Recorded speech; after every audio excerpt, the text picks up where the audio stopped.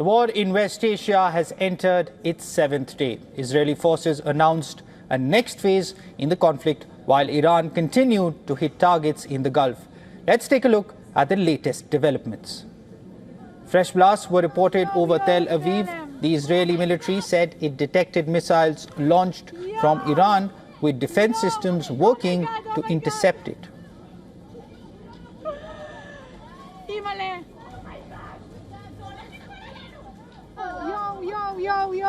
אני בהלם.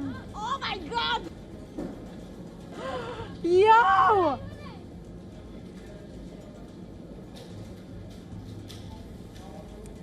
Israeli Air Force released images of strikes in southern Beirut. The IDF says it hit Hezbollah's Executive Council headquarters and 10 high-rise buildings, including a drone warehouse in Beirut.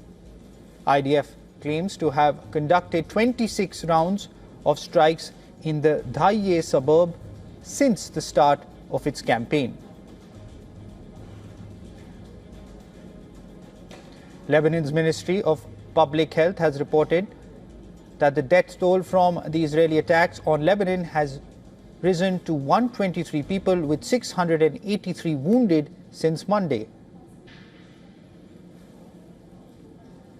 After heavy overnight Israeli strikes on Beirut's southern suburbs, images showed rubble-strewn streets and smoking debris. Israel has issued unprecedented evacuation warning for Beirut as residents continue to flee Hezbollah stronghold. At least 90,000 people have been displaced by the attacks. US President Donald Trump says he's not currently mulling US troops in Iran. In an interview with NBC, he said that it would be a waste of time to currently consider sending US ground troops into Iran. He also dismissed Iranian foreign minister's warning that such a move would spell disaster for invaders.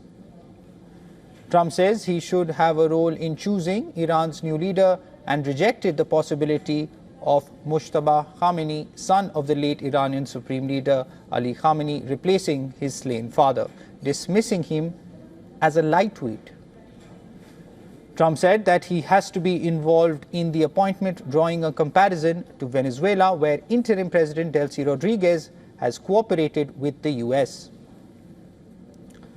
Saudi Arabia said it destroyed 3 drones east of Riyadh on Friday as Iran pressed on with attacks across the Gulf. Earlier, Saudi Defense Forces claimed it destroyed 3 ballistic missiles launched towards Prince Sultan Air Base. The kingdom reported that it destroyed 3 cruise missiles and 3 drones near Al-Kharj, about 80 kilometers southeast of Riyadh.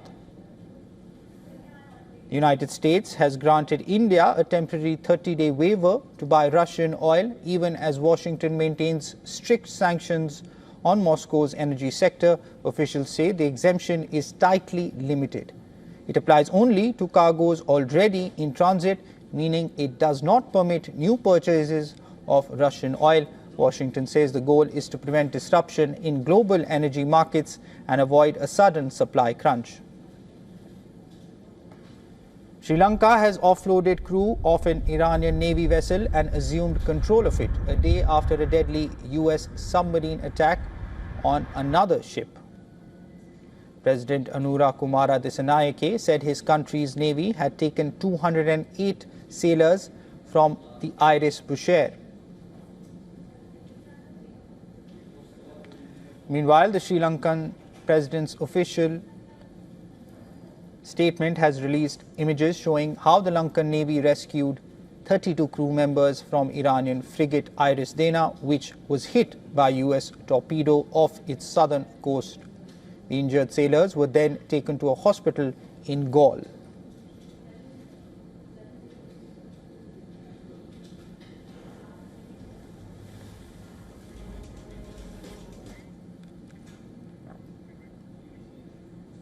Now, to better understand the nuances of the conflict in West Asia, we talked to a host of experts about where things stand and what's at stake to give you a balanced picture.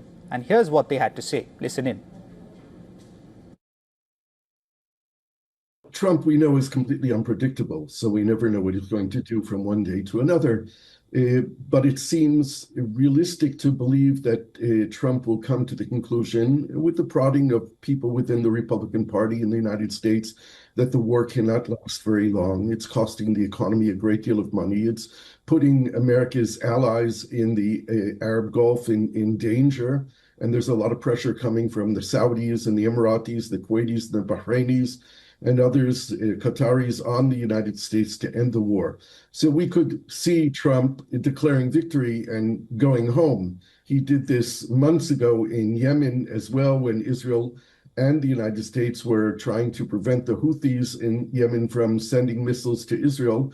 And at one point, the Americans just declared victory, said that they achieved what they wanted to achieve, and left Israel alone to deal with the Houthis at that point. We could see a similar scenario in Iran, but I don't think we're there yet.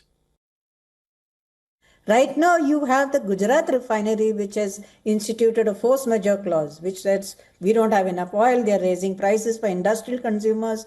You've got the Mangalore refinery, which is stopped exports. I think Adani Total, which is, of course, partnered with the French company, is also going to raise prices. So this is an immediate problem for us. And I'm pretty sure we would have taken the Russian oil anyway, regardless of anybody telling you. But okay, they did this. So that's, I suppose, an understanding that India, as someone who's not involved in the war and has really nothing to do with whatever that you're doing, is suffering, is going to have immediate, and I do say immediate, I think a lot of people haven't realized this here, that this has immediate cost for us. Well, I think it's very unlikely unless you decimate and bomb the country into smithereens so that it no longer exists, allowing the United States to then step in and determine who's going to lead it. But this recent statement by Donald Trump is actually quite interesting and revealing, because on the one hand, he says he wants to determine Iran's next supreme leader, which presupposes the existing political system would remain in place, and Trump wants to simply determine who's going to lead it. But then in the same sort of breath, he says that the people of Iran should rise up and take over the regime, and soldiers should give up. And he talks about freedom for the Iranian people. So the question is, which one is it? Does Donald Trump really care about the Iranian people? And if he does, why is he talking about the next supreme leader that he wants to have a say in? So that's one point. Second of all, it's completely delusional for Donald Trump to think he can appoint the next supreme leader. He seems to be confused about where Iran is located geographically. Iran is not Venezuela. Iran is not located in Latin America. It's located in the Middle East. It's a very different country. And Donald Trump clearly has the Venezuela model in mind. And he's somewhat baffled why the Iranian leadership hasn't capitulated and surrendered like the leadership in Venezuela. So this just highlights what we all know. This is a very unprofessional American government, and it often acts in very delusional ways.